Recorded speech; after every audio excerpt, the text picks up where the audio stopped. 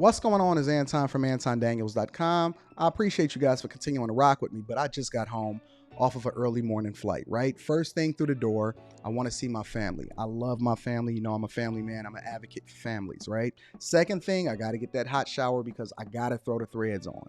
The threads make me feel like $1,000,000, but the third thing through my mind and all throughout the trip is that I gotta have that Tej pack. Tej makes my life uncomplicated. It's uncomplicated skincare for men. The first way that I started specifically was their level 1 system. It's a daily face wash to get rid of the dirt and grime on your skin. 2 times per week exfoliating scrub to get rid of the dead skin cells.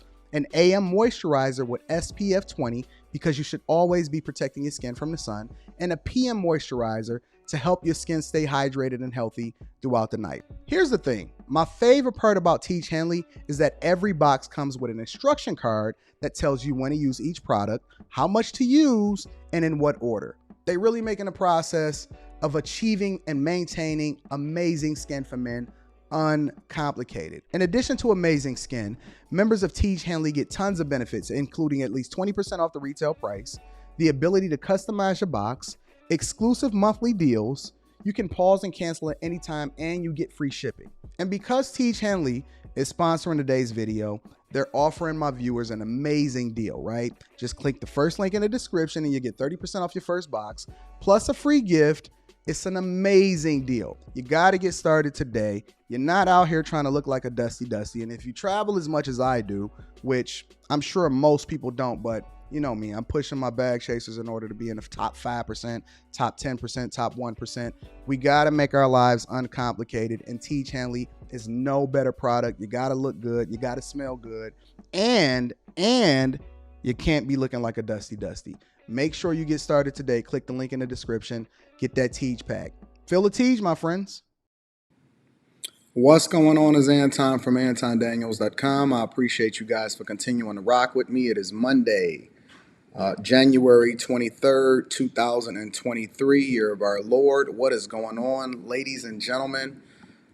You guys are absolutely awesome. I am happy to be here. Shout out to my girl Randy with the early 10-ball super chat. I love you and I appreciate you. Thank you, Randy. You have been with me for a very long time. You are a bag chaser. You are a person that continues to hold me down. I love you. I appreciate you. You are absolutely awesome. And for those that don't even know, I've actually kicked it and kicked it with Randy in real life, right? So shout out to beautiful Disaster. I got all of my lovely, beautiful ladies in here today. Beautiful Disaster is gorgeous. Shout out to Beautiful Disaster. I think it kicked it with her in New York, kicked it with Randy out in L.A. Empress Carmen is in the building. My dog Kojak is here, live from Detroit. We are kicking it from way up in the sky. You know, I used to listen to this commercial where it said top of the Penobscotch. That was at WJOB FM 98 here in Detroit. For those of you that know, let me go ahead and get the housekeeping out of the way so we can get into the show. First and foremost, let me give a shout out to Tej Henley, 30% off your first order plus a free gift. Tej Henley has been a long-time sponsor. As you can see, my skin is absolutely gorgeous. Let me give you the close-up. No bumps, no bruises, no issues, no nothing. But the thing that we have been doing is we've been rocking with Tej Henley. 30% off your first order plus a free gift. That link is in the description for you to be able to tap into that Tej pack. Also, I've been transitioning since December into transitioning. That's a good joke for y'all. I've been transitioning physically as far as my fitness and my physical fitness and things like that since December. I've been in the gym lately or whatever. And now starting this week, I've really been on a cleanse and I'm going strictly Alpha Juice Company and water. So I'm not even going to take in no solids. I'm not eating anything over the next 2 weeks. I'm 100% tapped in, and I fully bought into what it is that they're doing on the over at the Alpha Juice Company. If you want to join this journey along with me, I highly encourage you do. It has worked wonders for me so far. It is working wonders for all of my friends. They've been telling me that you guys have been tapping in and you've been sending them messages and emails and tapping in with them saying that they've had a phenomenal product and it's making a great impact on your life. So this one in particular is called Blue Meanie. And I'm rocking with Blue Meanie for the day. So I got a whole refrigerator full, both here and down at the studio, of Alpha Juice Company. The link is in the description to their website. Make sure you tap into all of the discount codes. If you're getting $100 off, you want to get Anton10, Anton10. 200, or I'm sorry, 10% off for the $100. If you want $25 off for 225 off or more, then you want to do the Anton 25, or you can just do the Anton and a discount code to make sure that you're getting all of the discounts that you need in order to take this journey with me. Alpha Juice Company is absolutely phenomenal. Over the next 2 weeks, I am doing Alpha Juice strictly in water. So, it's not something that I tell people to just take lightly, right? I think that fitness and a lifestyle journey is exactly that. It's a lifestyle. It's not something that you do fly by night. And I'm really dedicated to rocking out with the Alpha Juice Company, because I would never tell you guys to get anything or rock out with something that I don't do myself. So, if y'all want to absolutely get beautiful, if you want to have great skin, you want to have a phenomenal beard, you want to look good, you want to smell good, and you want to get to that bag, make sure you get that T. Hanley, make sure you get the Alpha Juice Company, and then last but not least, get into the Patreon. The Bag Chasers, his link is in the description as well as pinned to the top of the chat. Tap into the Patreon. I'm dropping a video today. I'm dropping a full interview today, uncensored. And then this weekend, I plan on possibly doing a mastermind session. So I haven't done a mastermind session in a while. For those of you that's used to my mastermind sessions or you're familiar with it, you know it go down in the mastermind session. So I might do a live stream this weekend for all of the Patreon members, just so y'all can make sure that y'all get all of the information necessary, because I'm going to break down this content creation game. I was planning on doing it from the perspective of just giving you a regular video, but I think that I need to do a live stream with the content creation game so that I can give you guys the insight and information on how it is that you really need to make money. I was looking at some of the videos of the content creators, and including Shelby Church. I think Shelby Church is approaching 2 million subscribers. I think she got like 1.7. I've seen another content creator that got like 325,000 subscribers. And all of these content creators that I'm talking about right now is Canadian, white, British, and all of that, right? And if you look at their earnings, they don't really even make that much money. I mean, if you having 1.7 million subscribers and you make $150,000 a year from revenue just from ads, a lot of people, that's on the outside looking in would say, man, that is phenomenal and you can live a life. But how many people have over 1 million subscribers, right? How many people have over 350,000 subscribers that's actually having the engagement necessary to even be able to generate that? Because you're talking about people that's getting millions and millions and millions of views, and they're only generating $150,000. Now, $150,000 is nothing to sneeze at, but when you've worked your way and you've been a content creator for years and you've built up millions of subscribers, and you telling me that you're making $150,000 for the year, and we doing over $150,000 in a month,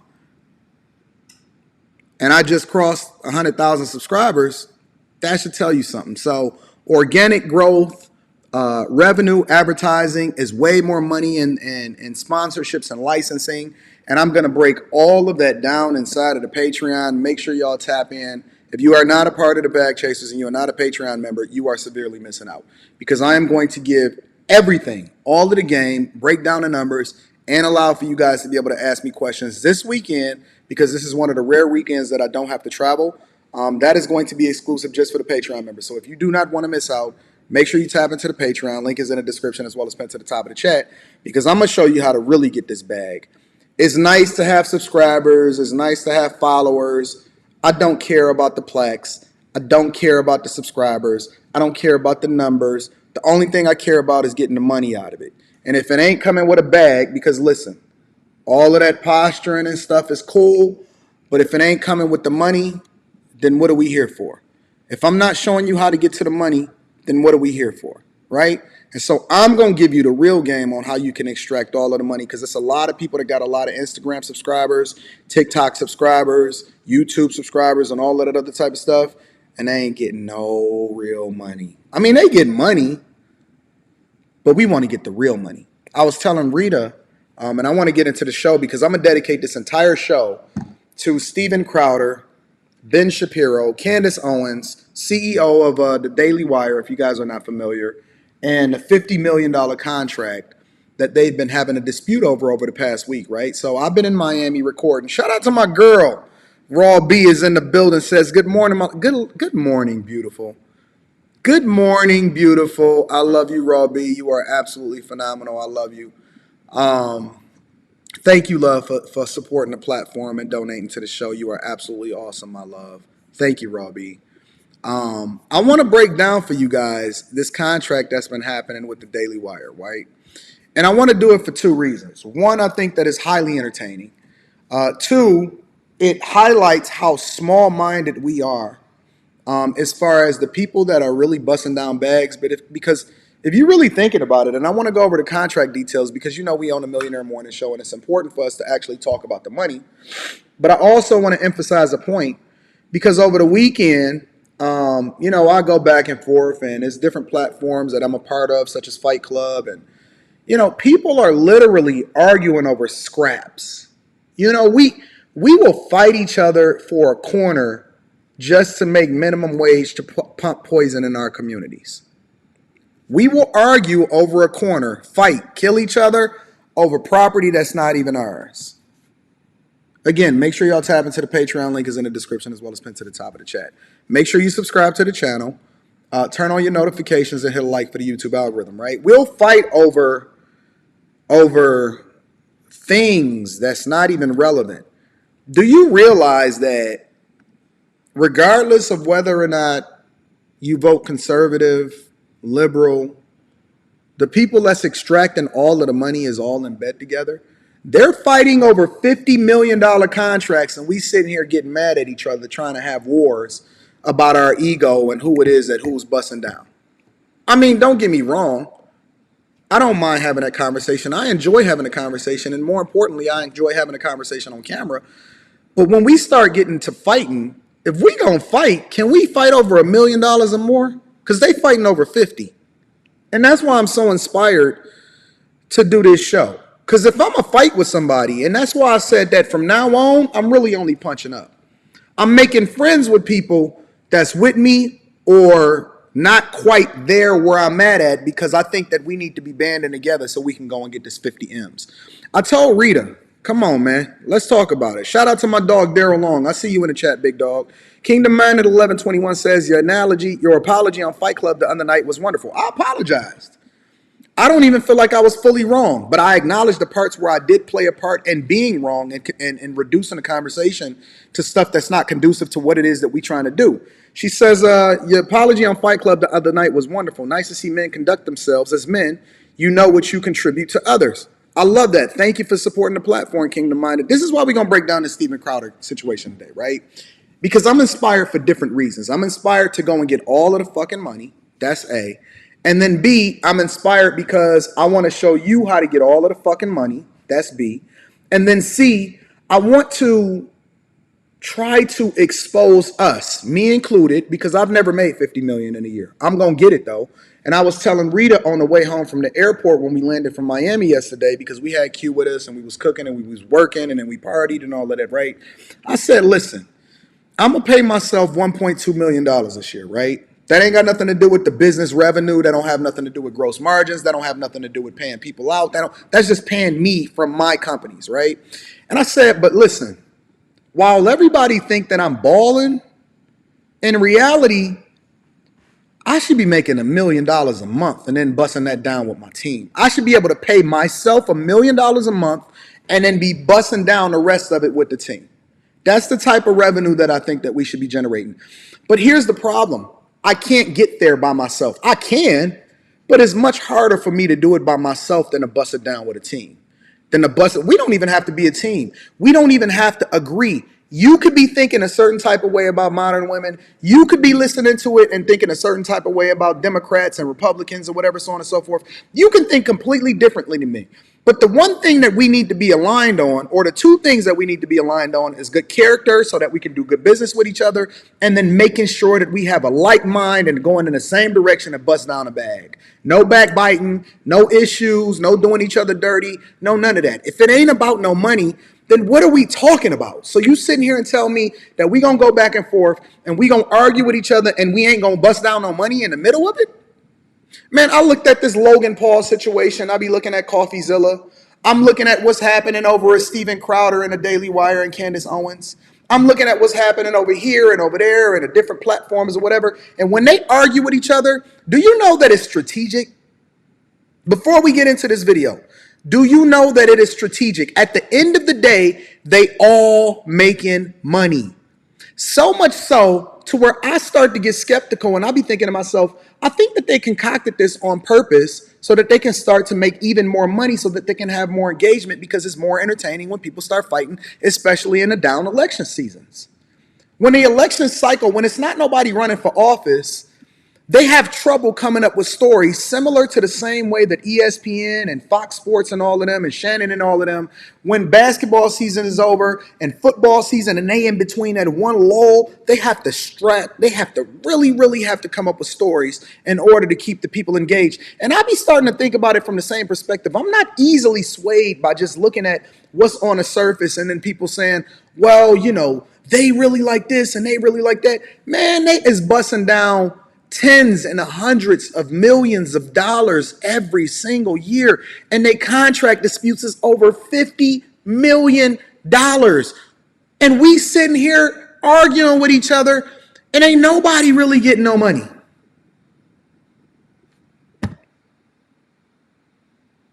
I will have people literally coming at me because I'm trying to educate them on how to extract more money and then get to this bag and bust it down. Instead of people saying, well, Anton, how you do it, and then let me figure out how I can add value to what it is that you do, let's do an exchange so that I can cover your weaknesses, you can cover my weaknesses, and then we can continue to grow with each other.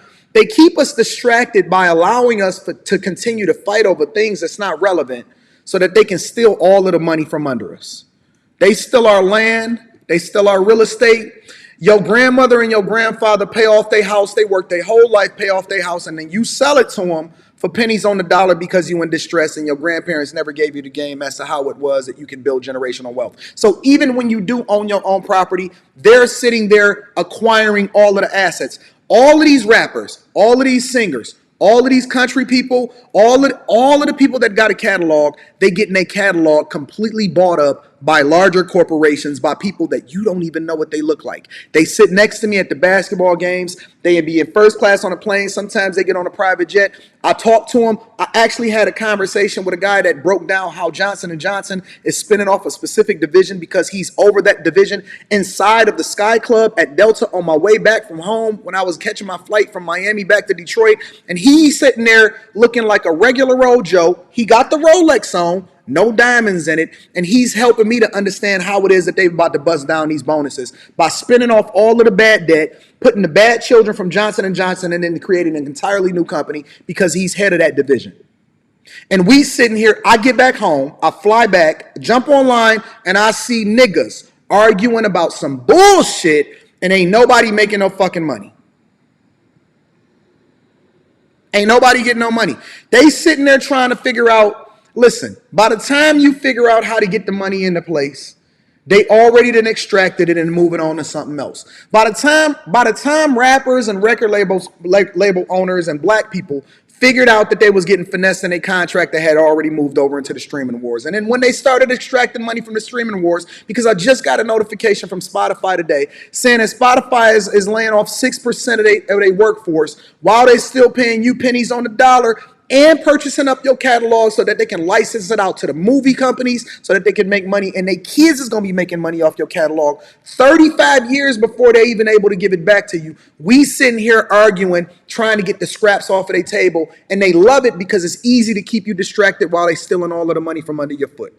And you sitting here getting mad at me? Let me tell you what I got going on. I'm going to give you a little bit of a snippet. I'm in a months-long negotiation with two major personalities because eventually the goal is so that we can get all of the money. I'm not even arguing. I'm arguing for the sake of arguing with people just so I can try to give other people the game that's not here yet. I'm busting down doors and I'm going into this content creation game, paying attention to what's going on with Steven Crowder, Daily Wire. You telling me Ben Shapiro is smart enough to be able to create a platform, sign everybody as a co-founder of the Daily Wire, and we can't do that too? You telling me that me and you can't get money together? I don't believe it. I don't believe that me and you can't get money together. I don't believe it.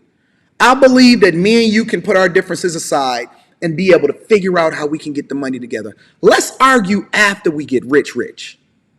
Let's argue after we get, not hood rich. Let's argue over who got the best Maybach.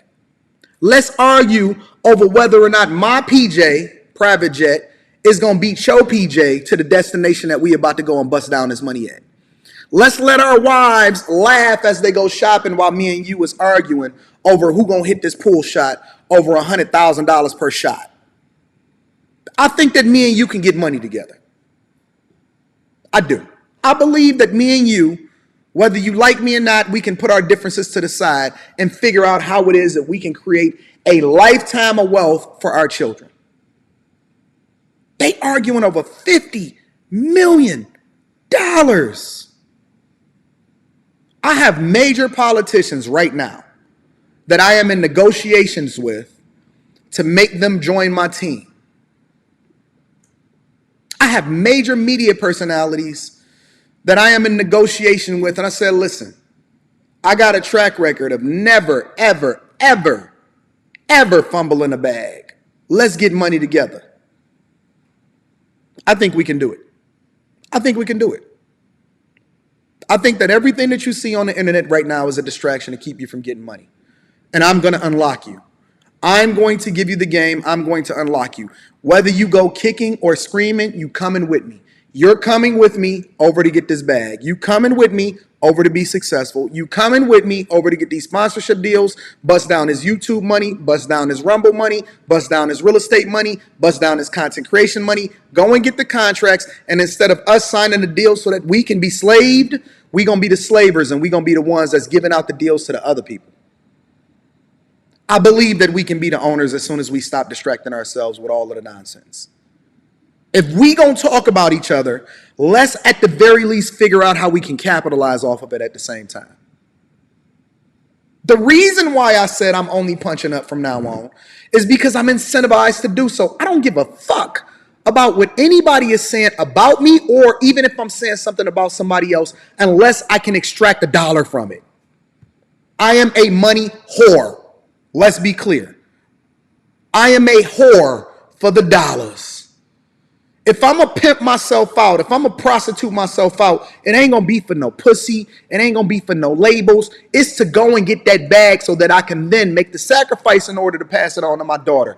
I am a whore for my money. If I'm going to punch on somebody, if I'm going to beat you up, if I'm going to come for you online, if I'm going to make a live stream about it, it's going to be so that I can extract all of the money and I can take your audience so that I can then bust it down with my bag chasers. I am a whore for my bag. Admittedly, right here on the front of YouTube, on this live stream, I'm coming for the dollars. Listen, and I'll even contact you and say, yo, fam, I'm about to do a live stream about you. How you want to play this? Because I don't even think that you shouldn't be able to get money from it either. Let's figure out how to get the money. Man, they doing it. Man, fuck this keeping it real shit, bro.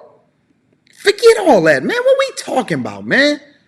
You think that all of this Fox News, CNN going back and forth, you think that they ain't in bed with each other? You think that it ain't the same advertising and sponsorship money? You think that the CEOs of those companies ain't taking retreats with each other while they down here putting everybody and pitting everybody against each other? And you think that it matters about what the national election is and you ain't even voted in your local election? You think that they not kicking it with each other?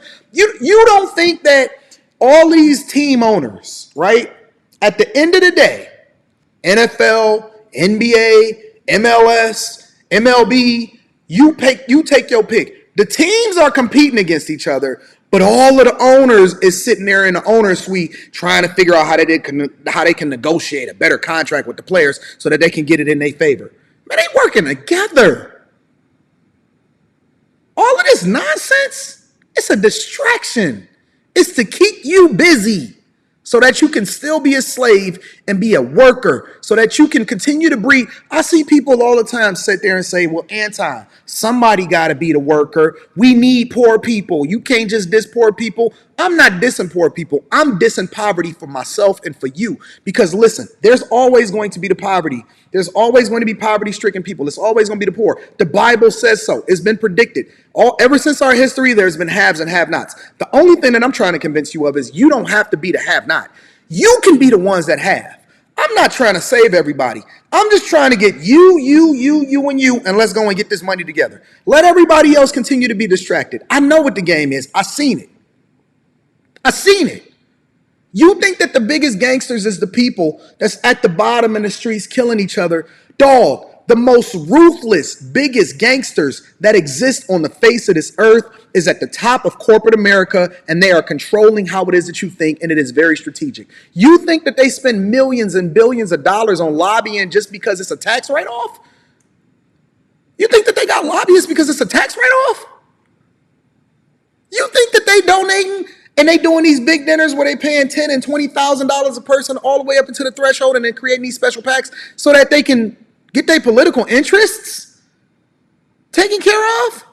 Listen, if that was the case, then we would have solved for poverty, homelessness, and climate change all in the same swoop. If you don't think that these people understand, listen, you don't think that they know how to cure cancer and HIV? They're not incentivized to do so because it's better to give you the thing that's going to treat you instead of the thing that cures you. There's no money in the cure. There's only money in the treatment. There's no money in the cure. There's money in the treatment. And the same thing, and this is the reason why I tell y'all to look at everything from a business perspective, from your relationships to your marriages to how it is that you're moving with your money, all the way into how you network effectively. The move from them, and they giving you the game right in front of you, and it don't matter because you're not going to do nothing with it anyway, and so it don't matter if I'm telling you all of the game, right? The move is to figure out how they can extract listen, General Motors created the electric car back in the late 80s, early 90s. They crushed every last one of them, even though the owners advocated for them to continue to go along with the technology. It was no incentive for them to continue to do so because there's too much infrastructure and too much dependency on oil for them to do that. And so you don't think that we can solve for all of the issues that we got going on in the world? No, it's because the people that are at the top are focused on the bag, and they're the most corrupt. They don't care for your change. They care for your change. Let me say that again for you one more time. They don't care for your change, your physical change, your growth, your success, solving for poverty, all of the issues in America. They care for your change, your money. They don't care about your change. They care about your change. They want your money. They want your dollars. If it was financially incentivized for them to do so, they're going to get it both ways. They're going to figure out how to continue to extract the money from the oil, and they're going to continue to mine out all of the opportunities that come with electric companies. Facts. And then you know what they're going to do? Let me tell you the corporate move. And then they take all of the bad debt. They borrow all of the money to fund a new venture. They take all of the bad debt. They split the companies in half, and then they saddle the other company with all of the bad debt. That's why you see Sears, Radio Shack, all of these companies, they continue to die, but they evolve into a new company with a new name, with the same CEO and the same board members and the same players. It's all a finesse. And just because you're not familiar with it, don't mean that you can't go and get that money too. All you got to do is divest yourself from the mindset that think that the things that's on the bottom is what matter, and it's not, because the biggest gangsters are the ones that's at the top of the heap. I'm giving you the game right now, and I didn't know. Listen, let me say this out loud. Voice just came into my head. No, I am not suicidal, and no, I did not kill myself. No, I am not suicidal. I'm very happy. I'm very healthy. I'm in good health. I've been going to all of my doctor's appointments. My blood pressure is right. My blood sugar is gorgeous. No, I am not. I am not suicidal, and no, I don't want to kill myself. Because these are the things that they don't want you to know. These are the things that they don't want you to know. If I go any deeper, then I'm going to have to cut the live stream off and be able to just do this exclusively. If I go any deeper, I got to cut the live stream off. Listen, I didn't know I was going to this. I didn't know I was doing this today.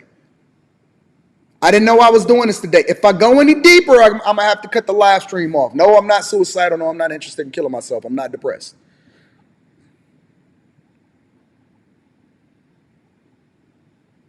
When you're ready to put down the BS,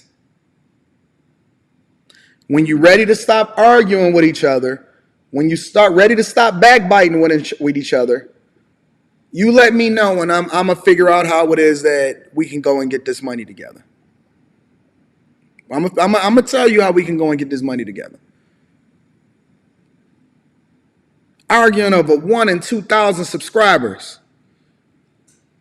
I see literally people scrapping, fighting just to try and get monetized and then be getting pennies on the dollars and then thinking that they win. And then you still got to pay the taxes for it, or the IRS is going to hit you with the penalties, and then it's like you made nothing at all. You fighting for scraps off the table, and we sitting here trying to figure out how to get this $50 million so that we can bust it down with the homies.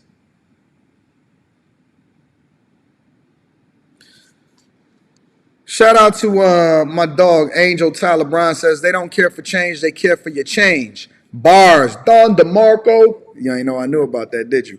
Bars, thank you for everybody that contributes to the platform. Hold me down. I appreciate you for the super chats, the cash apps, everybody that continues to contribute to the platform and hold me. Listen, we going to get this money. One way or another, we going to get this money. Thank you for the 10 ball, Angel. So let's get into this show, right? Let's get into the show. So Steven Crowder, and I'm going to go ahead and pull this up. Let's do it like this.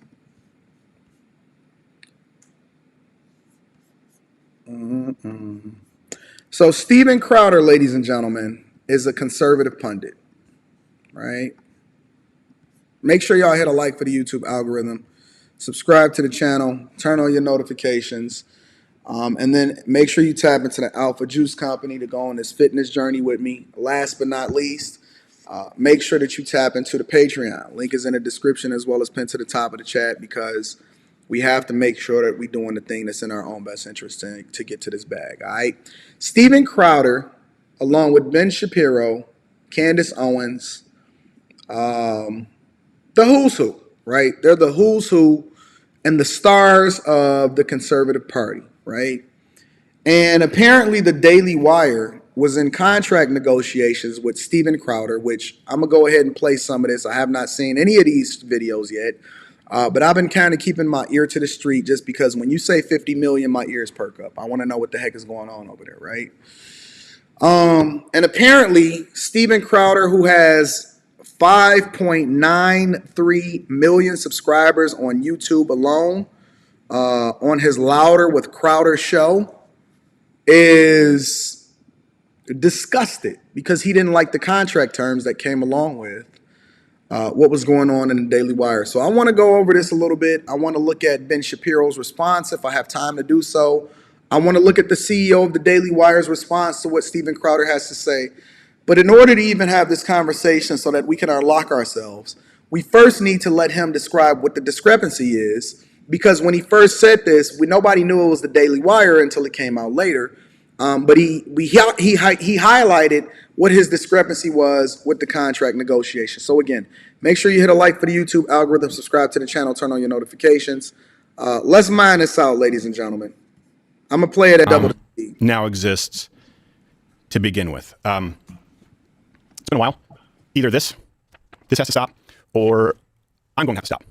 Either this, what I'm about to discuss, has to stop, or I don't know, this may just not be for me anymore. So let me explain to me a few minutes of your time, because context matters here. I ask that you don't skip ahead. It won't take very long.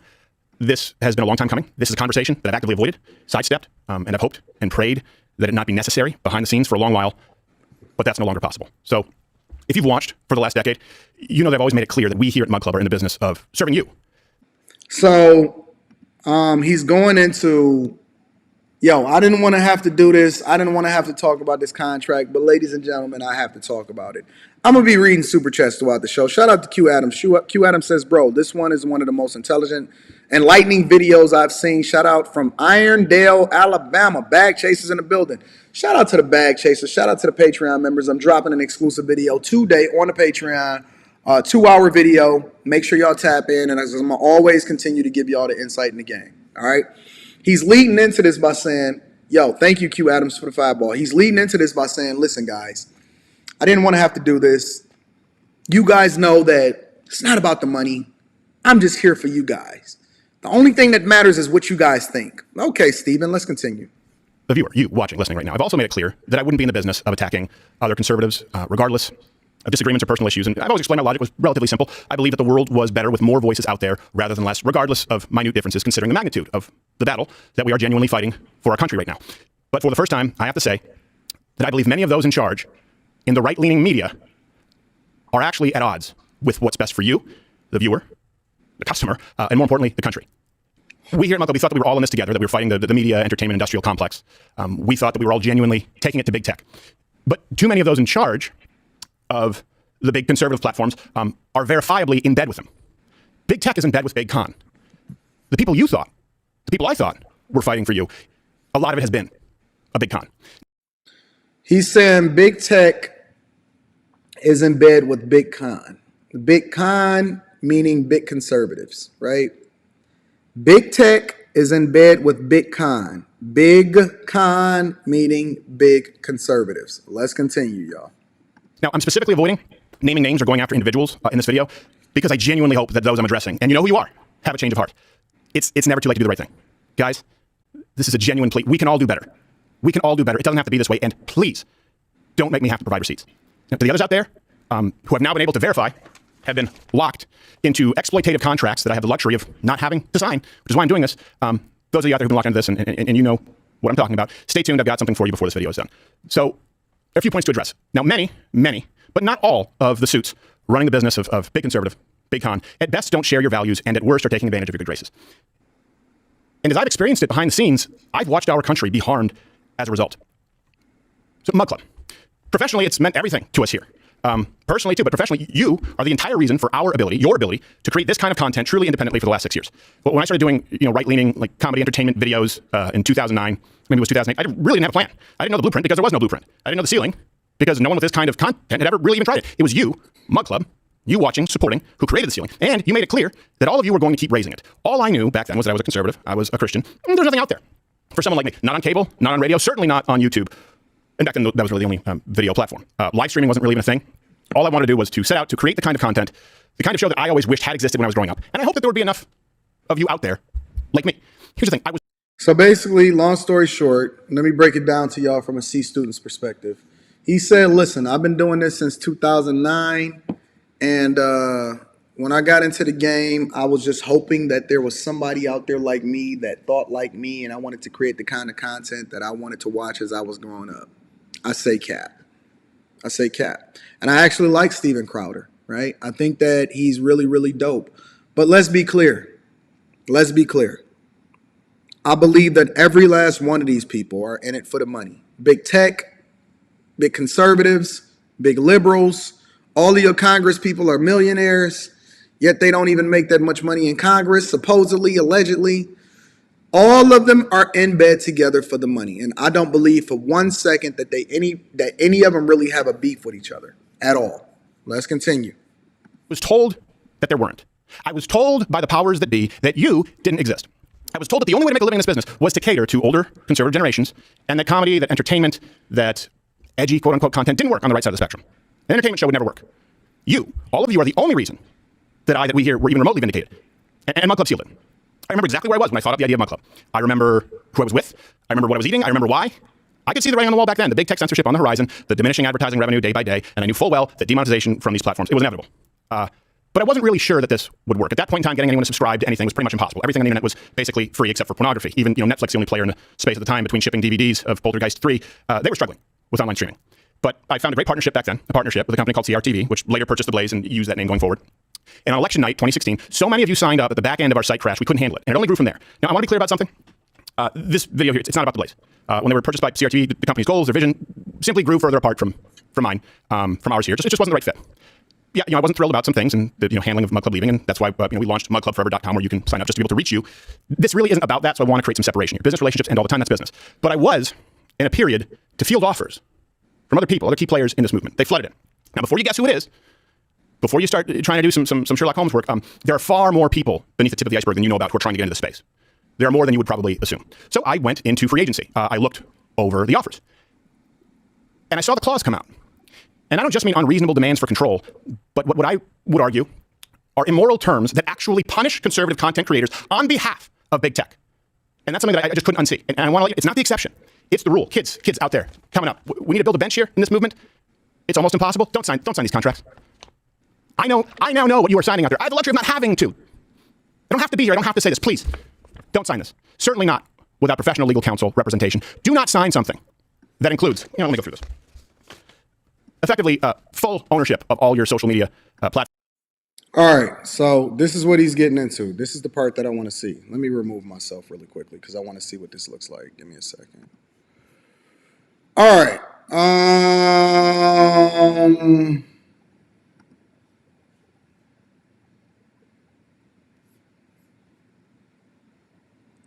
These are the discrepancies that he's having with the Daily Wire and the contract that he's talking about. Platforms, channels, in perpetuity, the rights to your content, name, image, likeness, even ones that you've built. Don't sign contracts out there that include multi-million-dollar penalties for different. Let me read you an example of what I mean. And this would be if it was me. If Crowder fails to deliver a monthly content, any month or any of the quarterly content in the corner, including any and all ad reads, and by the way, all these contracts came with 3, 4, 5 ad reads per show, which would fundamentally change what this show is. Gotta get those dollar bills. All right, so let me just break this down. So basically, they was saying, yo, they reserve the right to be able to make money off of merch. Cool. I'm really not seeing what the problem is, right? Make sure y'all tap into the Patreon. Link is in the description as well as pinned to the top of the chat. Also, Alpha Juice Company. The links is down there in the description. If Crowder fails for any reason to deliver the 192 episodes of The Daily Show, 192 episodes is a little more than half of the year. So let's just assume that you're doing shows 5 days a week, okay? Including any and all ad reads and promo reads approved and deemed satisfactory by the company, $100,000 reduction fee per instance. For clarity, anytime Crowder misses a single episode of the daily content without written approval, I'm assuming approval, so if you need to get off, basically it's saying that you're a contractor and you eat what you kill. If we paying you, I don't really see the problem here right now. So give me a second. Let me just read through this. The fee will be reduced by $100,000. So they're going to basically take $100,000 away from him for every episode that he misses. Under 192 episodes. Now, they have that number for a reason, right? And remember, y'all, this is $50 million 4 years, which is the equivalent of $12.5 million per year. So they're paying you more than $100,000 per show, right? Which means that if I pay you, listen, if I give you a $12.5 million contract, then that means that somehow, some way, because this goes beyond. Listen, you're not jumping on the platform and doing it for free. So now that we're looking at it from a business perspective, I have to have a way to be able to recoup. And the reason that I'm signing you in the first place is so that I can make money too. Now, if we both not making money, if I can't insure, which is one of the reasons why I don't disagree with a 360 contract,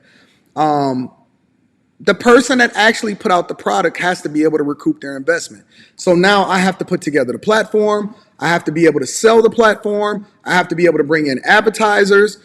I'm not just giving you $12.5 million a year just because it makes me feel good about myself. I'm giving you $12.5 million because I see the value that you bring. Now, if you want to go back and forth about what that number looks like, then I'm going to have to go back with my lawyers and my accountants and my strategic team in order to be able to run those numbers through and figure out how it is that we can extract at least $12.5 or more million a year in order to be able to recoup costs and then hopefully be profitable, because we are a company. This is not a not-for-profit. This is a company. We're not seeking donations. We're seeking to be profitable. So, all right. So monthly and quarterly content. If Crowder fails to deliver monthly content in any month or any quarterly content in any quarter, including any and all ad reads and promo reads approved and deemed satisfactory by the company, $250,000 reduction in fee per instance. For clarity, anytime Crowder misses an example, monthly or quarterly content without written approval. Okay, so that's the same thing as the 192 episodes. So they cover in their butt. Annual content. So basically what they're saying is you're getting a guaranteed $12.5 million a year. We want to guarantee that you actually going to give us, because I can't not pay you. And so as a result, I also want you to be able to deliver on the content. If Crowder fails to deliver annual content, okay, so it went annual. Fee reduction, calendar year, resets, disability in the event of any temporary disability or serious illness that prevents Crowder from performing. Fee reduced on a pro rata basis. All right, so I don't really see no problem with this so far. So let's continue. Failed to do that, it would be a $250,000 reduction in fee per quarter. if, let's say, we did do everything per quarter, but annually maybe miss something, like let's say we went and did a Change My Mind instead of a daily show, which of course requires a lot more work, it'd be a separate $1 million penalty for that if you miss a single piece of content. And the amount of content required is not in line with, frankly, it's worse than Disney, it's worse than ABC, it's worse than NBC, it's worse than CBS. This is ownership of you and everything that you do. But here's, just to drive it home, don't sign something that has another $100,000 daily penalty if it's not signed off on beforehand. You get hit by a car, you have a sick day, you can lose $100,000 a day. That's not what it said. That's not what it said. It said, see, this is the finesse, man. And I hate when people try to spin a narrative. What it said was, without written approval, right? That was A. That was the first thing it said, is that without written approval. B, it said deliver 192 episodes. It didn't say, yo, what do people think, that they just getting free money out here? Yo, listen. If you asking me to do 192 episodes for 12 million, I do that junk with my hands behind my back. Yo, we put out 1,000 videos without even blinking. You telling me all I got to do is 192 episodes, man? Listen, if this ain't the idea of privilege, bro, they asking you to work or face the consequences and the penalty because you don't want to be an employee. You want to be a personality and a contractor that is delivering content. I'm really not seeing what the problem is. I be doing handshake deals with people and still be overpaying them. Now, obviously, we're talking about on a much, much smaller basis for me actually going into the red and not being profitable at all. I'm just trying to build up people. I'm building them from scratch out of the mud, and people still be complaining. And this dude is talking about he can't deliver 192 episodes in a year. They didn't ask you to do one every day. I remember seeing Casey Neistat. Casey Neistat recorded, edited in an incredible way, and dropped a vlog every single day for 1 year. A incredible vlog as a content creator. And I was thinking to myself, that is crazy, because the amount of time that it takes to edit, record, drop that, and he did it every single day for a year, that junk was insane. Work ethic, insane. We do more for free. I'm really not trying to understand. I'm really trying to understand what the heck is going on. Hey, anyone wonder why there's burnout in this? Well, it's people that's working in mines every day. It's people that's shoveling coal in the steel mill, breathing in pathogens and carcinogenic things and all kind of stuff. And you get to sit there with your team and create. Listen, you will never, ever see Anton complain. You will never, ever see Anton complain. I am always going to be forever grateful for the job that I have, for the ability to even be able to sit in front of you and be privileged enough to bring you this content. That's why I'm so thankful. That's why when people give me $1 on the live stream, I still be reading that junk. I read everything. I read $1, I read $1.99, $2, or whatever. I'll be just so thankful that people even want to hear what I got to say at all. I'm not sitting here talking. Listen, if you don't like the contract, then say no and keep it moving. Or try to renegotiate. I'm still trying to understand, because listen, if you don't like the contract, then rip it up and say I don't want it. But again, I think that this is a narrative. I think that this is something that's being spinned. I think that this is a strategic move in order to get more viewership and in order to get more traction. Let's continue. Wonder why you have kids come up and they leave and never come back? You think if you had that kind of a penalty, you think if someone said, hey, we're going to penalize you $10,000 every day you miss coming to work, you think you'd be stressed? This is worse than the left frames their contracts. Again, of course I didn't sign any of these things.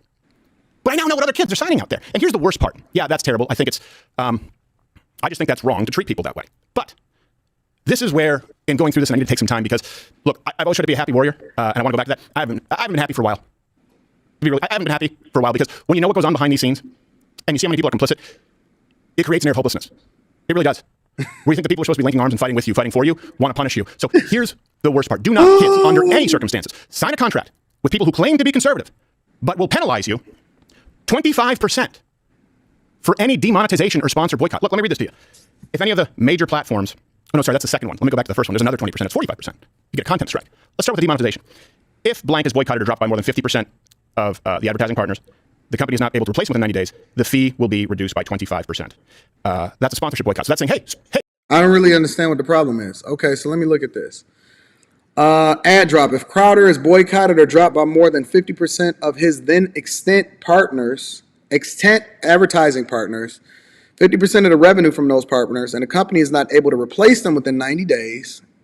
Because again, right? This means that they are generating revenue because, again, they're not sitting here just they may try to educate you on conservative values, but their goal is to make sure that they extract the money. Let's be clear. Shout out to Philip Sadiq. Philip Sadiq says, you are talking too much sense. Yes, I am, because I did not grow up in a privileged environment. I grew up in the inner city of Detroit. And let's be clear, I know what it means to not have. And so I'm very, very strategic. I'm about my business. I don't burn bridges when it comes to people that are trying to do good business with me. And I make sure that I network effectively. I'm not sitting here, listen, give me 13 M's a year to be able to create 192 shows. I'm going to have that junk done in January. And they're gonna be like, "Oh, Anton, no. You gotta revise it because we need you to do it relevant to the times that, boy, I would have them shows. We wouldn't even be sleeping. We would be cooking up so hard on them shows. Everybody getting to this bag. Real talk, Philip. We is not losing no bags whatsoever.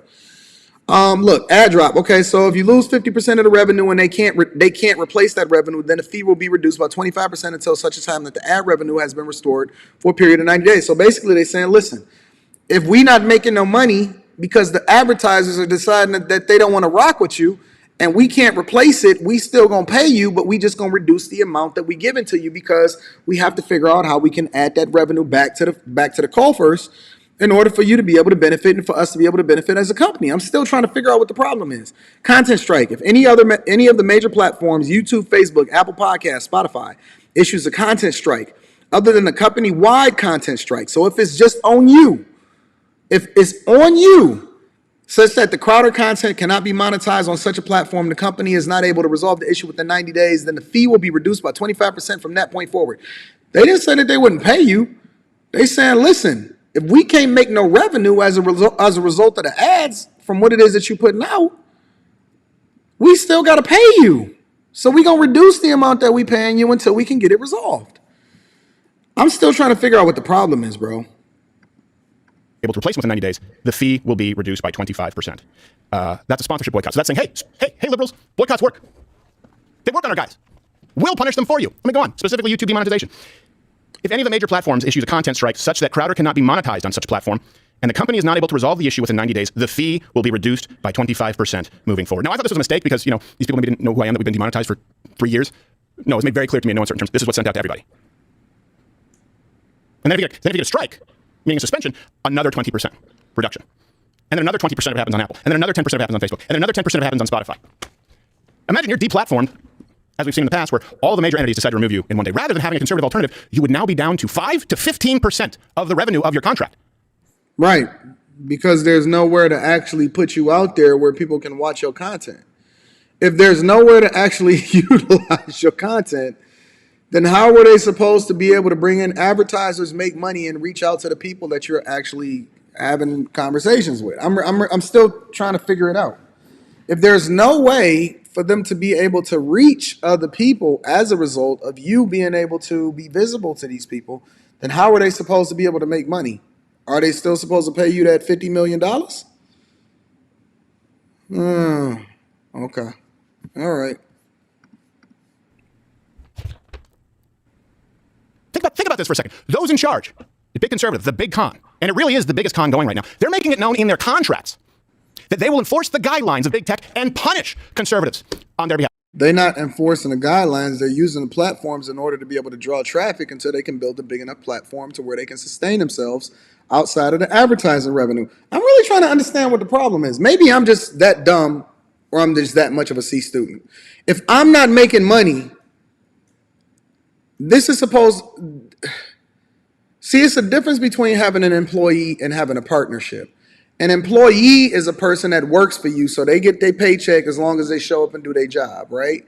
At will employee, but they're an employee, right? They get their paycheck no matter what, which is much different than a partnership. A partnership means that we share in the profits, but we also share in the losses. Let me go over to the CEO of the Daily Wire, which is a partner, co-partner, but he's a CEO. Ben Shapiro is actually the co-founder of the company. But this is the CEO of the Daily Wire that actually retorts and then breaks down exactly what it is that's happening with these contracts so that we can better understand them. Let's dive into what they're saying. And what he thought were the real problems with those offers. And that's led a lot of people to speculate about whether or not the Daily Wire is one of the people who made him an offer. In particular, are we the ones who made the offer that he put up on the screen and talked about at length? And the answer is yes, that offer did come from the Daily Wire. I'm not trying to hide that fact. I'm not ashamed of that fact. In fact, I think it's a very good offer. But I think there's a lot of sort of misconceptions about the nature of the offer, the nature of the points. I think Stephen misunderstood a lot of the points. And so the way we do here at the Daily Wire is going to be incredibly transparent. You know, that we like to have our members be a part of the journey. We live stream all of our company town halls, for example. We just find that sunlight sometimes is the best disinfectant. And so with that in mind, I'm going to talk to you a little bit about how we came to be in conversations with Stephen, how those conversations ended, and walk you just line by line through what the actual document that we sent over to him, a non-binding term sheet, what it actually said and why. First thing you should know is that I'm really miserable to be making this video. Stephen's been my friend for 10 years. I think he's maybe the most talented person working in the conservative media space. He's one of the top entertainers in the country, politics notwithstanding, a great comic voice. And I find it really tragic that we're having this kind of a conversation. But he said they've been friends for over 10 years, and he thinks that he's one of the most entertaining and best people doing it when it comes to conservative content. I agree. And this is one of the reasons why you have to be careful who you do business with, because sometimes it's better to just keep them as friends than people that you actually do business with. Because in a split instance, when money starts to get involved or you start to negotiate a contract, instead of them saying, yo, listen, I don't necessarily want to do this deal, or I'm not rocking with it, or you know what, I just want to stay independent because I feel like it's better for my viewers or content or my money or whatever it is. The first thing that they do is they go on the internet and they throw you under the bus, and then they force you to have to bring out the contract and the receipts to better explain yourself. This is what happens on a regular basis. The minute that you start to introduce money into it as a business person, you take a risk, ladies and gentlemen. You take a risk. You've been friends with this person for over a decade. And then the minute that it starts to get involved with money and they don't necessarily care for it, and they can also capitalize off of it as far as bringing more visibility to their own platform, they will do so. it's also very important, I think, that we talk about it, in particular because I know a lot of people who are fans of the Daily Wire were really offended by the things that Stephen said in the video, and they're concerned that maybe we're doing the wrong thing. And I think that by the time we finish this video, you'll understand what we were thinking with our term sheet and how we operate as a business a little bit better. I've wanted to be in business with Stephen since the day that I met him. Ben and I tried to do some even movie deals with Stephen before there was CRTV and before there was a Daily Wire. For that entire time, we've talked at length at various times about getting together and doing things. Of course, for most of that time, he's been under contract, first at CRTV and then at the Blaze. So we weren't able to. And from time to time during the years, we would get together and daydream a little bit about would there be a future for us to work together at the other end of that deal. We got word that Stephen was finishing up his time at the Blaze and was interested in having a conversation with us. And so we reached out to his agent and we said. So this is kind of a contradiction, right, from Steven Crowder specifically, because he's been working under the Blaze, under that banner, under a contract for X amount of time anyway. And so as a result, his time is coming to an end with the Blaze, meaning that he's been under probably a similar, if not worse deal, because obviously for them to even make a $50 million 4-year offer means that they understand how it is that he's already getting paid. And this might be a significant increase. I'm just speculating right now based off of what he's already doing. So Steven Crowder is looking for possibly a new home because he's not really independent right now. He's not independent. He's working under the Blaze. And so that throws away that whole narrative because most people are not independent, right? You know what it takes to build a company. You know what it takes to employ people. You know what it takes to meet payroll every month. You know what it takes to deal with a disgruntled person. You know what it takes when somebody calls you and they say, yo, I'm sick and I can't stream or whatever, or so on and so forth, and they already losing money on the platform and they unappreciative all at the same time. Come on, man. Come on, man. Shout out to Spaces. Spaces says this just sounds like a simple, if you cost me money, I'll take yours agreement. The dude sounds spoiled, lazy, and privileged. I'll do the 192. I'll do 200 for you. I'll throw in 8 extra shows, no additional costs. For $12.5 million a year, $50 million total, guaranteed, I'm going to do you 200 shows. I'll do you a Christmas show. Me and my family, we will all dress up like reindeers on Christmas and live stream straight from the crib or straight from wherever the studio is, just to make sure that you get all the, because I'm an over deliverer. For every job, for every interview that I've ever been in, for a lot of y'all never watched the interview video. Y'all need to watch the Interview Like a King video inside of the Patreon, right? The Interview Like a King video inside of the Patreon, make sure you go and watch that, yo. That is one of the, it's so many people that told me that they got that executive position, they got that upgrade, they got that promotion because they watched that Interview Like a King video inside of the Patreon. It's not just talking about just money specifically.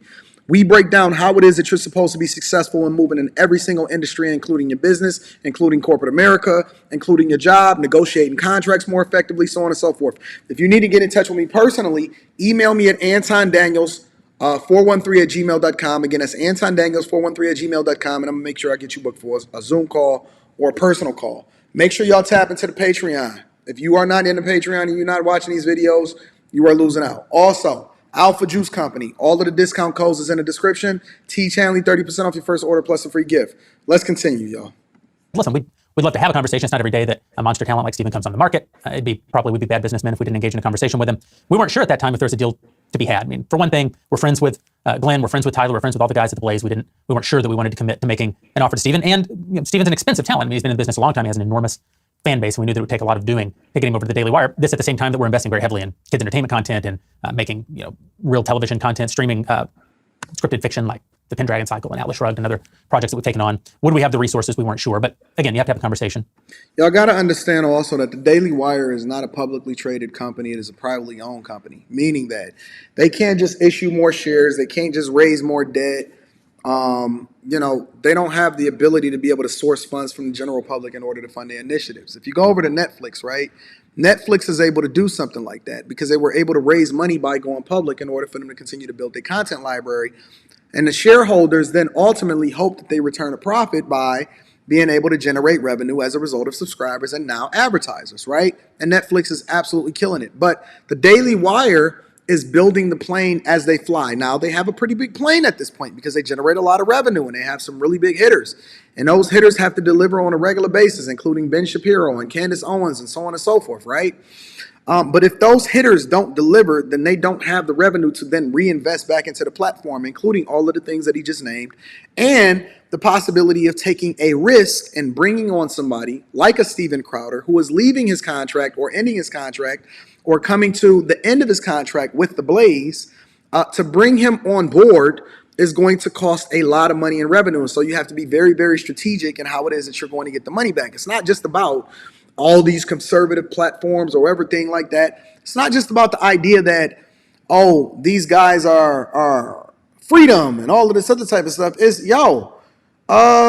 we trying to run a company and this is coming out of our own pockets, and we got to make sure that we profitable because we can't pay you if we're not generating enough revenue through advertisers or whatever and so on and so forth. So let me be very, very careful about the terms in this agreement, and I'm going to send you over this contract. If you don't agree with it, then renegotiate it or walk away from it.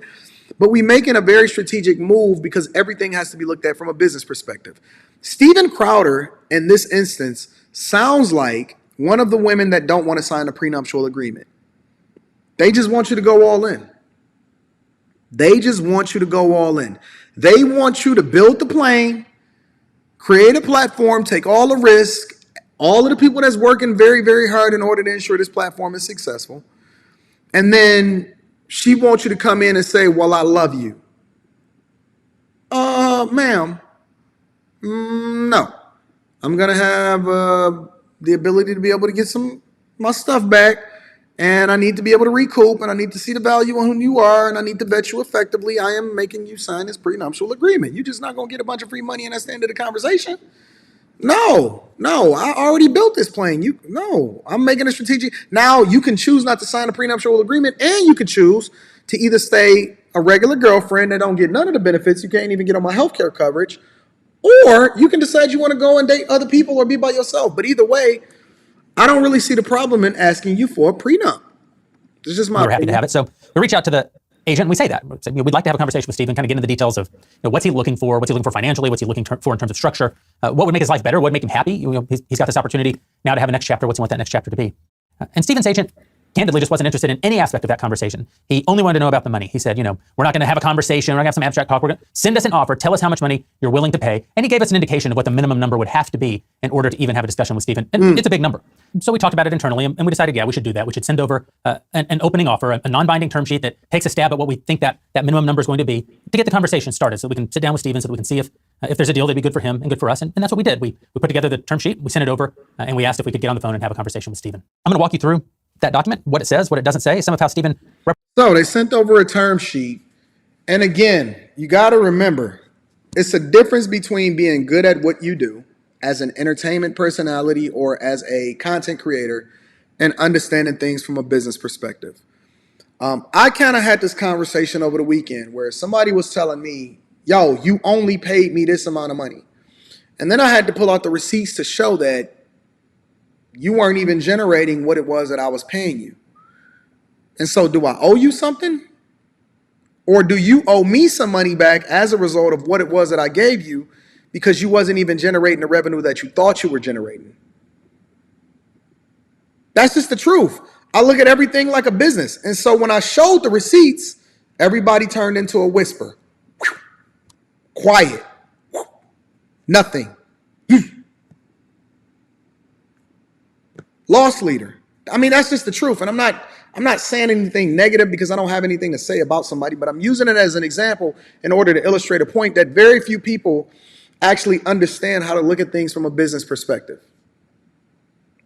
It's the truth, right? And so when you start to mine this out and you start to parse it down and you start to really understand and look at it from a perspective, Steven Crowder went into it and said, listen, I want to see the money. Now, they operated in good faith and said, listen, okay, let's send over an offer sheet. Let's put our heads together to start the conversation. This doesn't necessarily have to be the end of the conversation, but we want to see where he is. Now, one of the things that I've done in every corporate position was I've gotten the attention of whoever it was that was the ultimate gatekeeper to determine whether or not I was going to go into that position or get hired at that company. And the thing that I've always done is I've reassured them that I'm an over-deliverer. If you make this strategic investment in me, in which you are making a large gamble, you are giving me a lot of money, you giving me a base salary, you giving me huge bonuses, you giving me a significant amount of equity in the company for me able to join the team, you taking a risk. My goal in that negotiation was to assure them that not only would you get a return on your money because that's just doing good business, but I'm going to over deliver so much so to where you can't afford not to keep me and you're going to give me everything that I want on the back end of that deal, right? As a matter of fact, what I tell people often, and listen, y'all need to tap into the Patreon. Now, look, I tell them, I said, listen, backload me. Don't front load the contract, backload it, right? And they say, well, what do you mean? I said, listen, I don't need no base salary at all. I don't need none of that. Give all of my financial compensation significantly more. I'm going to negotiate it up, but I want it all to be tied off of my performance, meaning that if you don't make money, I don't make money. That's how confident I am, and that's how I reassure and ensure that whatever it is that I'm going into, they give me everything, and I'm going to make way more money by actually being a better partner with them instead of saying why you ain't give me this or why you ain't give me that or complaining about it. I say, listen, give me all of mine on the back end. Tie all of mine to the performance of what it is that I do within the company. That way, you take no risk, but my rewards are much more significant, but you feel more comfortable with it because you win on either way. Now, I'm going to win bigger, you going to win bigger, and that's how you go about doing business the right way. But a lot of people, they don't want to have that conversation because everybody is just looking to take. They're not looking to reinvest. They're not looking to give. You know why when people come in and they do interviews with me for the Anton Daniels channel, no matter who it is, Lamar Odom, Kwame Kilpatrick, Brittany Renner, Charleston White, everybody, I treat them phenomenal. Not necessarily just so I can treat them phenomenal because I'm doing good business, but I want you 100% focused when you come in the studio on performing. right? I have a vested interest in seeing you successful. So I'm going to put you in the best space possible. I'm going to give you the best hotel rooms. I'm going to give you the suites. I'm going to fly you in. No Spirit Airlines, none of that. We ain't doing none of that. I'm going to give you all of the things that you need. Eat whatever you need to eat. Get pampered.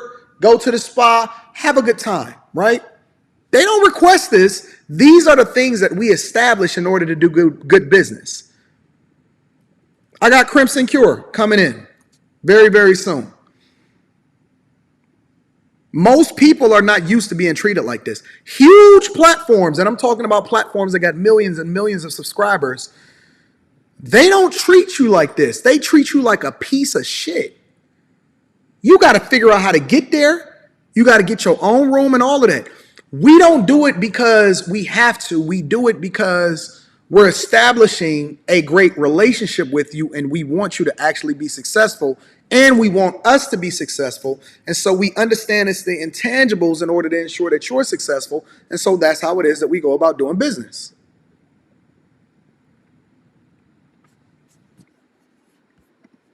Represented it. I'm sure he feels like he was being accurate, but some of the things they said are simply not true based on the text. And you know, Stephen's a very passionate guy. I think that he's doing his level best to stand against what he sees as an injustice, but there is no injustice in this document, as I think you'll see. And then I'll tell you what happened right after we sent the document when I finally did get on the phone with Stephen. So first, here's the document, the non-binding confidential term sheet. I'm just going to walk you through it. Full transparency. This non-binding term sheet sets forth the basic deal points of a proposed content production and distribution agreement between the Daily Wire LLC, the Texas Limited Liability Company, and Steven Crowder via his loan out. So that if and when the parties elect to move forward with a long-form agreement, they can move quickly in preparing a definitive and binding agreement. That's just legalese. That means this is just a conversation starter, and we're obviously going to have a negotiation if we move forward, and a lot of these points are going to get beat up. And for those of you who've never been through a contract negotiation, well, that's how it works. When you send someone an offer, you don't send them everything that you're willing to say yes to, because there is going to be a negotiation, because agents and lawyers are going to get involved, because you can't read their mind. You don't know everything that will be important to them and everything that they'll want. You don't know even some of their sort of non-negotiable points, and so you send over a loose offer, and then they're going to beat it up a little bit. They're going to say, well, this should be higher and this should be lower. And you're going to come back and say, no, we're going to stand firm here, but we're willing to compromise there. And over time, you either get to a deal or you don't get to a deal. But that's how a good faith negotiation always works. 100% of every interaction I've ever had with any talent, that's the problem. I'm still trying to understand what the problem is and why he decided to go off on them. But let's continue. Process. And so here we go. Here was our offer. A 4-year initial term with 2-year renewal at DW's sole discretion. That just means Stephen's going to work for DW for 4 years. And if it's going really well, DW can retain him for an additional 2 years. 2. The fee. And remember, this is the minimum number that we thought would get the conversation started with Stephen. $50 million for the initial term, plus $25 million for the renewal term, if extended, paid in monthly installments. Like I say. So they have the option to keep you for up to 6 years for a total of $75 million. This dude is making more than some NBA players, and he's sitting A pretty big number, but we thought for a talent like Stephen, this is probably the minimum number that's going to get us in the door so that we can sit down and talk to him. 3, production costs. This is important. We've never made a deal quite like the offer that we put in front of Stephen, because Stephen, very independent guy. I mean, all of our talent have very independent voices. Obviously, we can't tell him what to say. Candace says what she wants, and Jordan Peterson says what he wants, Ben, Michael. But Stephen has always built in this protection for himself that he wants to actually produce his content. He doesn't want, most of our guys that come to the studio and we turn on the cameras, we point the cameras, we point the lights. Stephen likes to do that with his own team to just make doubly sure that no one's interfering with his content, not that we would. And so we anticipated that, and we said, Crowder will bear the burden of production, including all costs associated therewith, on all the content contemplated herein, except on the quarterly and annual content. So, long story short, some people like to do their own thing, right? I would say that 99% of most people just want to come in and work, which is one of the reasons why we built the studio. It's one of the reasons why we're starting to bring in talent. It's one of the reasons why we're Anton. I've started a new media company in which we're negotiating. We're going to have people on the platform. Some some are a little bit more famous, some not so much. But they'll be able to come in on a platform and perform, and all they got to do is just cut on the lights. We got engineers, we got cameras, we got the studio, we got the location. Some people prefer to do that. Other people, you always have that 1%, which myself included, because I need to be in control of everything that's going on. Other people like to be in control of the editing process, the shooting process, so on and so forth. They anticipated this, and they said, okay, well, you're going to bear the burden of production if you want to bring your own people in. I don't really understand what the problem is. Okay, so I don't see anything that's an issue so far. And contemplated below. We'll get to that part a little bit later. It's kind of a novel concept.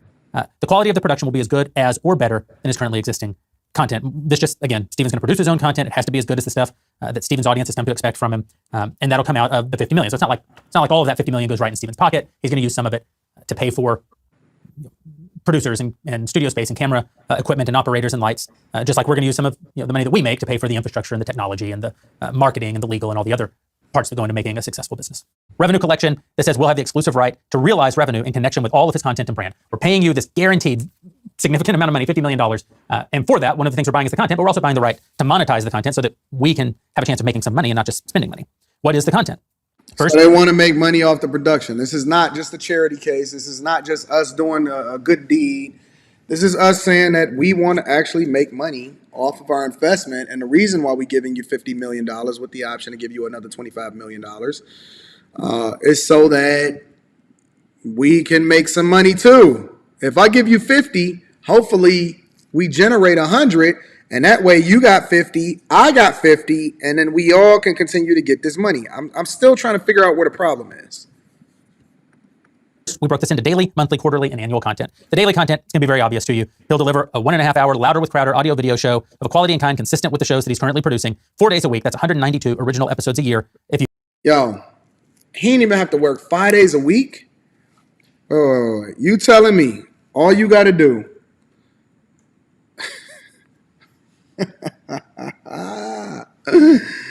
I'm about to get in my Denzel mode right now. You telling me 4 days a week, 4, which is the equivalent of 6 hours worth of content. 6 hours worth of content a week. Dog, I'll give you 5 for 2 hours. I'll give you 5 for 3 hours. Listen, I done seen myself, Angry Man, Kevin Samuels, a lot of people stream for longer than that on one live stream. You gotta do an hour and a half show 4 days a week. You get Fridays off too? Man, listen, I would be cooking up that show. I can knock that out. My work ethic is so crazy. I would shoot all of that junk on Monday. You know, one of the things that I learned, and one of the reasons why I wanted to do the Dr. Phil show when they called me, I was willing to pay for my own ticket because there's some things I'm just willing to do, right? Dr. Phil called, or the producers of the Dr. Phil show called, and they said, Anton, come out here, do your thing. Again, make sure y'all tap into the Patreon. Link is in the description as well as pinned to the top of the chat. They said, Anton, come out here, perform. They said, we watched some of your content. We watched this video. We watched these videos. We watched this video. We're very, very intrigued by what it is that you're doing online. Can you come and give us that same energy inside the studio? They said, because a lot of people, when the bright lights come on, they freeze up. They don't say nothing or anything like that. I said, oh, I'm going to give you more than what you bargained for. They said, cool. And so, we started talking or whatever. And because I already got a platform and some visibility, and I didn't even know Jesse Peterson was going to be there and everything like that. They was like, hey, what do you need? I said, I don't need nothing. They said, well, at least let us play for the fight in the hotel room and everything. I said, oh, cool. I appreciate it or whatever. So I went out there, but I wasn't looking at it from the perspective of I'm the talent or anything like that. I was so humble and just thankful to be there. But more importantly, my own internal perspective was I'm going to come in here and I want to look around and learn everything that I can about the business, how they shoot their content, how they deal with their talent. A lot of what they do, I already got the value away from it. Forget the show. I didn't even care. But me performing on the show, that's what I do, right? The thing that I wind up doing was I went in there and I learned everything that I possibly can learn about how it is that they put on a full show production. How they've allocated their talent, what the producers is doing, how their studios are set up, how they got their lighting, their cameras. I learned where he park. I learned how he deals with his talent. I learned how they get people in and out. I understood how they produced their show more effectively, how long it took them to produce the show. I learned how they built, like how they got their studio set up from the behind the scenes and everything like that. I learned how they treat their talent. I even learned, I had so much insight and information. I learned how many shows they shoot in a day. I learned Dr. Phil's schedule. I learned why he brings his wife in at a specific time. I learned how they did their reshoots and splice certain things in. Man, I learned so much from that experience. I would have paid to go there and find that junk out. I wasn't there to be on the show. Me being on the show was an opportunity. That was the bonus. I was there to figure out how it was that they were doing things so that I can come home and build my own studio. I learned how listen, let me tell you something. A lot of people don't know this. I talked to the cameramen. I talked to multiple different producers. I talked to a former makeup artist that came in and say, hey, or whatever. I talked to the current makeup people. They gave me a tour of the entire facility because I asked for it. Most people didn't even ask for it. I asked for it. I learned how they source their talent. I learned how they do their studio setup, how many days a week do people make, how it was that they can run more efficiently, how many shows they shoot. I learned how they do their scripting as far as Dr. Phil, how he does his reading. I was there as a student. I was just thankful to be there. I wasn't there I'm big dog, Anton, 100,000 people plus, whatever, so on and so forth, subscribe to the channel. I'm sitting there talking about humble as ever. I'm looking at everybody else. They got their big old labels on or whatever, so on and so forth. I'm in there saying, hey, what you want me to do? You know what the first thing that they said as soon as I got done performing or whatever like that? Hey, we would love for you to come back. Can you send us your schedule in order for us to be able to bring you back on set or whatever like that? I treated everybody, every single person that was on that set with love, respect, admiration. I was a student. The producers taught me things. The makeup people taught me things. The camera people taught me things. And when I flew back to Detroit, the first thing I told Rita and my people was, okay, this is how we going to do this. This is how we going to do that. It don't make sense for us to be able to put it in the ceiling because Dr. Phil had it up there, but it's harder for us to be able to maneuver it, so on and so forth. I think that we can expand over here. We should have a dressing room over here. This is how we can do it on a much smaller scale, but I think that we can get greater quality content. They chopped it up like this. This is how long it took them to be able to put out the episode. This is how many they had in the can. These are how many episodes they shoot per season. I'm there as a student. I'm not there. See, a lot of people say, Anton, you arrogant. No, I'm arrogant when I'm performing, when I know what I know. But when I don't know what I don't know, I'm a student. I'm studying. I'm trying to understand how it was for you to do this. And I don't care how much money you make. If you got knowledge that I need to extract so that I can implement it and bring it back to my people, I am a sponge. Dog, I had the maintenance guy. I asked him because I asked, this is the way I move, right? Because I got the same perspective that I've always had when I was broke. I operate like I'm broke when it comes to understanding things, right? When I got there, when I landed there, the producer told me, she said, hey, Anton, because I had two different producers that was working with me. She said, Anton, we're going to do sound check or whatever, and that, so on and so forth at this particular time, right? And she said, okay, so we're going to send the car at this time. You're going to ride over with all of these different people. I said, hey, do you mind if I get there early? Is it another set of people that's coming there early? She said, I'm surprised you want to get up that early to even be able to, because we on LA time and we 3 hours behind y'all and all this other type of stuff. I said, oh no, I just want to come early and just hang out and, kind of, if I could talk to the maintenance guys, I just want to kind of learn and be a sponge. They were so appreciative of that. They sent me the car 2.5 hours early before my group was even supposed to be there. When I got there, I had an opportunity to tour the entire Paramount Studios. I sat with the maintenance men. They showed me all of the different sets. They showed me where they were shooting the different shows. They showed me how they put together their productions. They taught me how it was that they did things during the pandemic. They showed me how they pivoted when it came to doing their testing. They showed me everything. These are things that these people have mastered over their entire lives.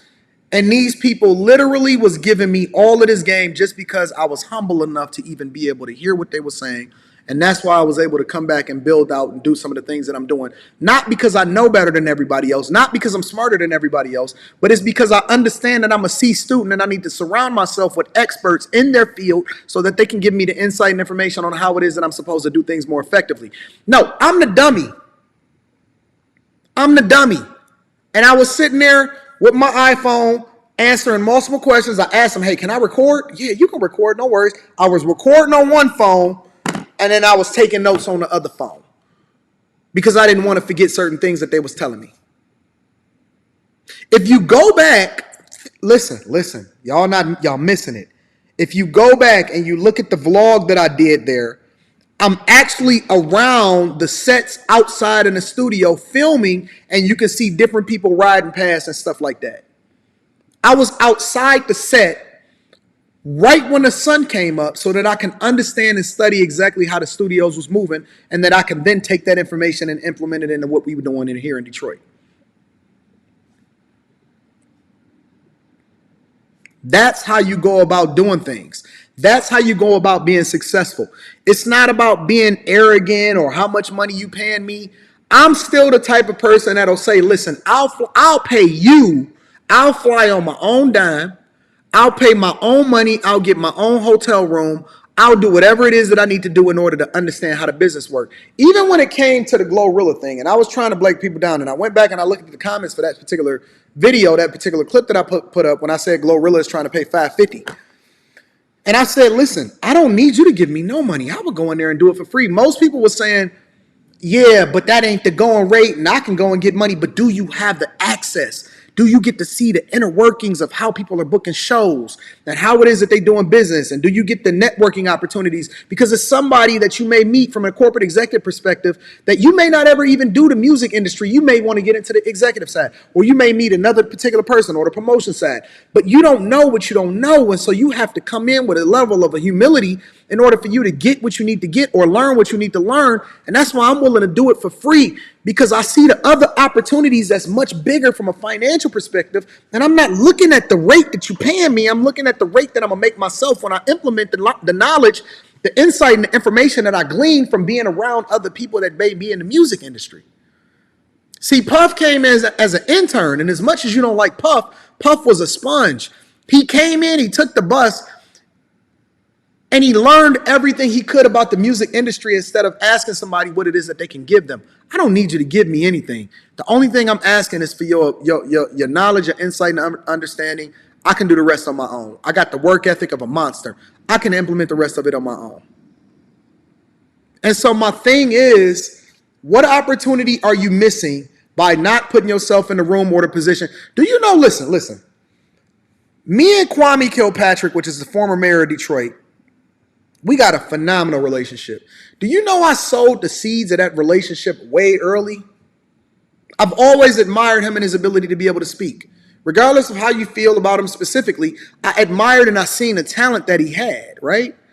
And so as a result, I made friends, even though I knew that as a young guy, I didn't have the resources or the pull or anything like that or the visibility to get in front of him. So what I did was I made friends with people who were friends around him. A lot of people don't even realize, I'm going to give you the game. I'm going to give you this one thing, and then we're going to get back to the show, right? Lance, a lot of people love Lance, right? Lance be on the Friday night shows. He's a phenomenal dude, right? Lance is a great guy. I realized that I had went to school with Lance, and Lance is still a good friend of mine to this day. That's why I don't burn bridges with good people, right? Known Lance for over 20 years. Different people told me, hey, wait a minute. Lance is cool with him, and they got a great relationship. I tapped in because I couldn't get in touch with him. I sowed the seeds early. I tapped in with Lance. Lance is on my show. I tapped in with Lance. I said, Lance, I heard you know such and such. I heard you know Kwame. He said, yeah, I can put in a word for you. I said, bet. I got your back, big dog. I'm connected with people that's connected with people that's connected with people that I want to do business with. I am a humble servant of anybody that can give me insight and information on how it is that we supposed to move a certain type of way. The minute that you start looking at yourself, not on camera, But behind the scenes, that's bigger than what you really are, is the minute that you start losing. Let's get into a little bit more of this. You factor in 4 weeks of vacation, including all ad reads and promotions as requested by us. So he's going to continue to produce his show, his Louder with Crowder show, 4 days a week, 192 times a year. And that'll include us being able to put ads in it, promotions in it. They'll be filmed in studio daily, Monday through Thursday. At least 1 hour of them will be outside the paywall. That's much how Stephen already operates. That's the part that goes out on podcasting. It's the part that goes out on YouTube. It's the part that goes out on Rumble. And at least 30 minutes inside the DW Plus paywall. So in the same way that right now he has his Piss Off YouTube segment that has historically been at Blaze, well, he would still do that same kind of concept. 30 minutes of the show would now be behind our paywall. Crowder can bank or pre-record a limited number of episodes upon our approval and reasonable discretion. Days without... Whoa, hold on. Yo, this is phenomenal. Because this is the thing that I said that I would do. I said, bro, I would be shooting this content already ahead of time. He said Crowder can bank and pre-record a limited amount of episodes. Now, the reason why they say a limited amount of episodes is because you have to make sure that the content that you're recording is relevant to whatever it is that your audience is watching today. So if the election come out, for example, I'm going to just use a wild example. If the election comes out, right, and your pre-recorded content is talking about the war in Ukraine, but the war in Ukraine was over because they got a peace treaty or something, but all of your pre-recorded content is not relevant to what's going on in society today, it serves no purpose, it has no value, and it loses its impact on the audience that you're serving. And so I only lean into having a limited amount of content for a certain amount of time because I want it to still be relevant for the current time that I'm serving it. But the thing about it, though, is that he's saying that they can bank episodes. You mean that I can pre-record, I can knock out 4 episodes a week on Monday or Monday and Tuesday and still be able to do what I want to do on a regular basis? Come on, man. He got it sweet, bro. He got it sweet. New original episodes will be scheduled in advance, subject to our reasonable approval. What's this about? Well, a guy like Crowder, in addition to his 4 weeks of vacation, there's just also going to be times where he, for whatever reason, maybe he's got a speech, maybe he's got a stand-up comedy gig somewhere around the country. If he were to come to us and say, hey, I can't really shoot a show on Thursday because I'm going to be doing the stand-up gig, that's fine. Let's shoot 2 episodes on Tuesday and we'll roll one of them out on Thursday. It's just giving us all the maximum flexibility to still make the episodes, but for Stephen to be able to live the other important parts of his life. Sound like a good company to do business with. Obviously, there are 260 work days in a year. Most Americans work 260 days a year minus 10. That's 2 weeks of vacation. So they work about 250 work days a year. And we're telling Stephen, you've got to produce 192. So already, even to say 4 weeks of vacation, that is probably above average, but it doesn't really capture the reality of this, which is there are going to be, 60 days basically of the year where Fridays we call them, where Stephen basically doesn't have to produce a show. Then I'm up here fighting with the people that's on my platform, with the people at my job talking about I don't even want to come into the office no more. And this dude get to do whatever he want, bro. He literally has the freedom to do whatever he want. And he's going on his platform empowering his people, and that's why I'm going to be honest with you. I'm going to finish breaking the rest of this contract down at a later date because I got a meeting that I got to tap into specifically. I'm going to be honest with you, yo. I'm going to be honest with you. I largely believe that this is the reason why we live in a coddled society where nobody actually wants to do any work anymore. Everybody believes that they deserve to get paid for stuff that they're not even producing. And all Steven Crowder did, in my opinion, objectively, on this particular subject, is continue to enable our society to be a bunch of crying, whining babies, which is the reason why conservatives are losing on so many different platforms because they're actually creating a liberal mindset with conservative values while foreigners continue to come in and kick our asses every single day because they have a work ethic that is unmatched. I seen one of the baddest looking chicks, shout out to Miami, come in there willing to clean all of the floors and the toilets. I was thinking to myself, you ain't going to be doing this for long. Work ethic is insane. Making these women that got butterfly eyelashes and don't even want to go to the gym. I mean, this chick was, ooh la la, my mamacita, down in Miami, was looking just like she was a fucking pageant model, was in there cleaning the floors and taking care of business. I was thinking to myself, you ain't going to be doing that for long because somebody about to come in here and wipe you up and save you if you're not already wiped up and saved. But then you'll have all of these women, modern women, because it's the same analogy, right? You will have all of these modern women that's sitting here telling you what they ain't going to do while Mamacita is over there doing all of the wifely duties, just a part of her job, and ain't whining and complaining and asking if you need anything else. Thank you, sir. No, sir. Is it anything? Are you sure? Let me give you every single thing that you need in order to be successful. And it's the same thing when it comes to work ethic. The one thing that's going to always keep me grounded is the idea that I came from nothing. And I'm very, very thankful that I went broke in 2008 because it taught me that nobody owes me anything. And in order for me to continue to make progress and be successful, I have to continue to have a humble spirit and mentality when it comes to being a sponge and learning from the people that can give me insight and information no matter where you are on the totem pole. The minute that you start believing your own juice is the minute that your juice run out of squeeze. You cannot move based off of how you feel. You have to move based off of the reality. And the reality is that there's always going to be somebody richer than you, faster than you, stronger than you, and better than you. And so you're going to have to compete because nobody owes you nothing. I don't care if you were born in the United States of America. I don't care if you're white, black, Asian, Mexican, Latino, whatever. There is somebody looking to take your spot always and forever. Do not believe, even for 1 minute, that you are owed anything at any point in your life. You are owed and you get what you deserve based off of what you work for. And if you do not want to continue to have that mindset, then retire now because everything is it's going to continue to ever evolve. And there's always going to be somebody that wants to take your spot. So show up, work, get that bag, stop feeling privileged. You can talk your talk based off of what your results are online. But when you cut that camera off, you get back to work and you get in your humility bag because that's the thing that's going to drive you to be successful. I love you. I appreciate you. Hopefully you guys learned something from this. Thank you, Brock. Brock says, Pastor Love offering. You are appreciated, bro. For real. Thank you. I appreciate you. Also, Aaron. What's up, baby? No, I will in a minute. Aaron says he's complaining about the penalties of missing a show. Dude can make pre-recorded videos just in case something comes up. What's the problem? And he still get money. He just don't get a large majority of it, considering that if the content is not producing revenue, then he don't get all of the revenue. Yo, Aaron, it's crazy out here. Listen, I'm putting together a marketing team. I was trying to talk to Rita, and I was trying to discuss it. I was talking to Rita and Q over the weekend, and I was discussing how this thing gonna go.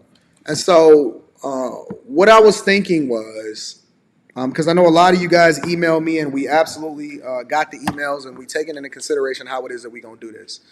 My new marketing team, and anybody that wants to be a part of it, first you got to be a part of the Bag Chasers. Link is in the description as well as pinned to the top of the chat. But if you're a part of the Bag Chaser and you send me an email, what I decided that I'm going to do is I'm going to start off with possibly like a pool of money. So a marketing budget that most people would originally or would probably allocate towards like Instagram ads, Facebook ads, or something like that. Because I don't do any kind of advertising online at all. I don't do any kind of all of my growth has been organic. But I think that it's time for us to go to a new level because I got big plans for the people that I'm bringing in, that I'm signing to be a part of what it is that I got from a networking perspective, and new shows that I got producing based off of me building new sets at the studio. And so in order for me to be able to do that, I need to get a bigger platform and a bigger audience. So anybody that's sending me an email, if you want to rock out with me, first of all, if you want to get in contact with me and you need to book a personal call, email me at antondaniels413@gmail.com, and I'm going to get you booked for a Zoom call or a personal call. But in addition to that, if you are looking to be a part of the marketing team and you're looking to learn or you're looking to push, I'm not necessarily asking people to do it for free, but I'm going to do an initial set marketing budget amount. And a pool of money. I don't know what it's going to be. $1,000, $2,000, whatever, right? A month, something like that.